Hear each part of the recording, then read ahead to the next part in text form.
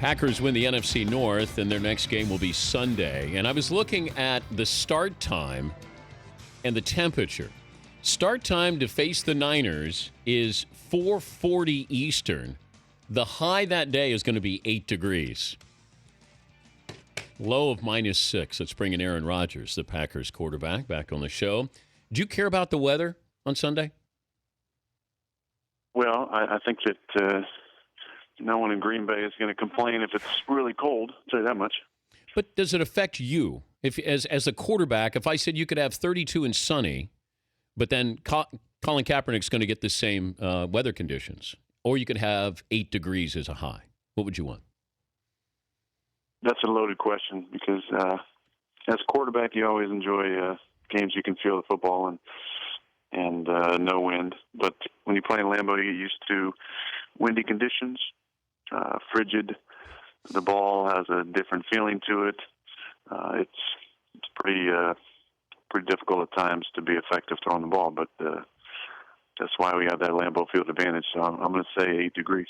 When did you realize it was an advantage, whether it was how you guys played or how the opposition played? I still feel it's more psychological. You know, it's just teams that come from the coast to Green Bay.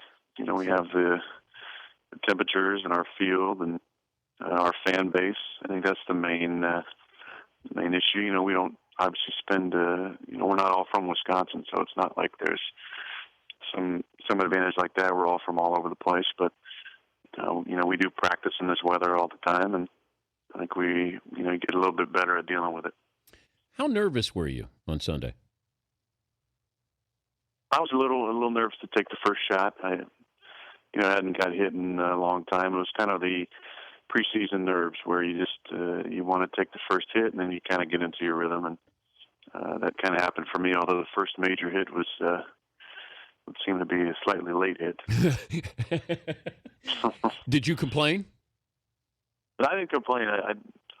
Sometimes in those situations, it's your own guy who falls on top of you, so you want to get up first and see who it was before you start going after one of those guys, which I wouldn't anyway, because you're talking about Julius Peppers, who's a great deal bigger than myself. But I do have some good backups, 5 guys who kind of have my back. But did you get the feeling, and it is the Bears, and they did break your collarbone, but that there was a little added emphasis anytime they had a chance to pile on? Well, I think that's the defense's goal every time, is to hit the quarterback. And they made some comments last week about it, how they wanted to rattle me and hit me often. And to our offensive line's credit, I don't know if I got hit on a normal drop back play, one that I threw the ball on time. So they picked up the pressures really well, which they did pressure a lot. Running backs did a good job of picking up the guys as well. And the only shots I took was when I exited the pocket. So that's all you can ask for is quarterback right there. He's Aaron Rodgers, Packers quarterback, joining us. Dan Patrick Show. All right, put me in the huddle. Final drive. Well, we got 5 minutes to go. What's going on? How do you feel?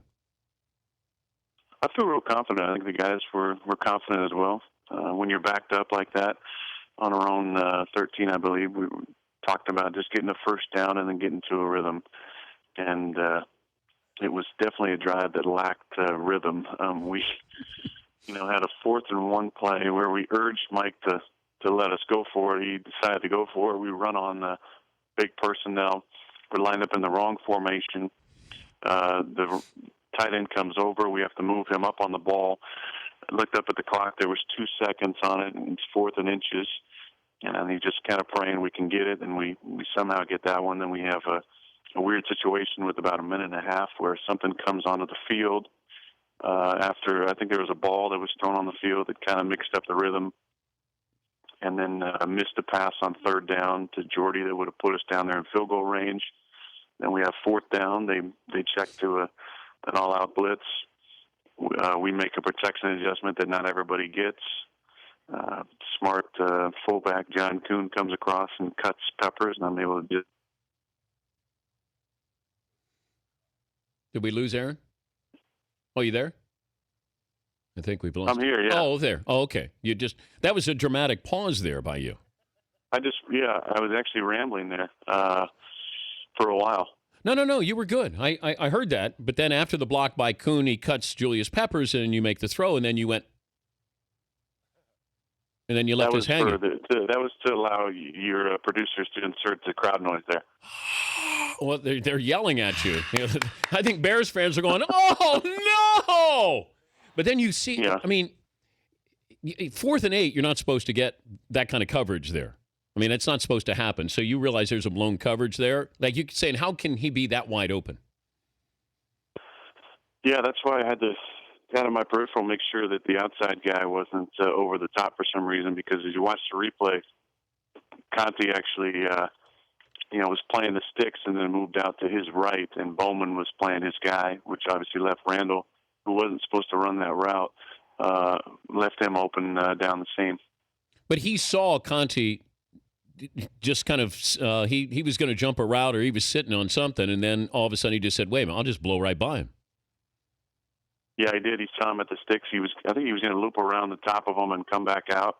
And as he did that, he just put his hand up because he saw nobody in the middle of the field. And luckily, him and I were on the same page. But you get these moments, and I know you win a Super Bowl, but these moments are different than a Super Bowl. It's not at home. You're beating the Bears. It's just to get into the playoffs. You've been out with the broken collarbone. Can you contrast a Super Bowl with just this moment where you throw a touchdown pass to beat the Bears to win the division? I mean, this is a huge moment in my career, in this team's season, obviously, and a huge moment. Obviously, it's nothing that can touch the Super Bowl, but this was right up there near the top because we had to have a play. It's been such a crazy season with injuries and guys missing time and last-second wins, some tough losses in the middle of the season, a tie, and then here we are with a chance to win a division at Chicago, and to convert a 4th and 8 to do it was pretty amazing. What's the scouting report on the Niners defense? I think it's one of the top defenses annually. They're always got a lot of guys in the Pro Bowl. I think they got maybe one of the most underrated, although he gets a lot of credit, but Justin Smith, what he does on the field consistently is really impressive. They got 2 great rush ends, maybe the best linebacker tandem in the middle with Bowman and Willis. And, the secondary is playing really well, also with some veterans and some young guys playing well. I really think Reed, the young safety, is going to be one of the top guys in the league as he gets some years under his belt. And then Terrell Brown and Carlos are playing at a high level. So obviously Whitner, has resurrected his career there and had some really, really good seasons. Clay Matthews going to play? I would be surprised. If he did? If he did, yes. Because he had the broken thumb, and he re-injured the thumb? That's what I'm hearing, yes. Are you worried about giving away secrets here? I haven't seen him. I haven't seen him in the last few days. He wasn't around the facility, so.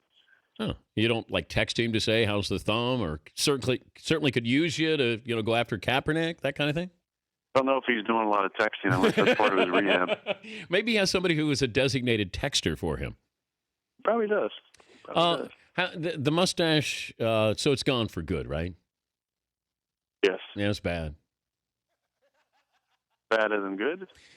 Or just bad?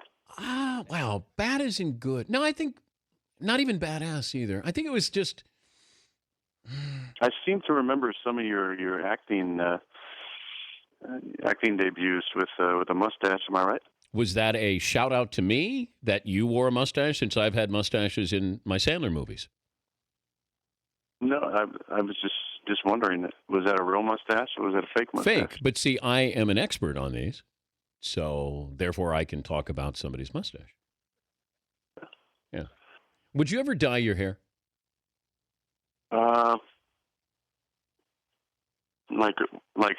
Because it's gray, or yeah. Well, let's say you're 42 and you go back and they're retiring your jersey and Aaron Rodgers, and then all of a sudden you come in and you got fresh paint on your hair.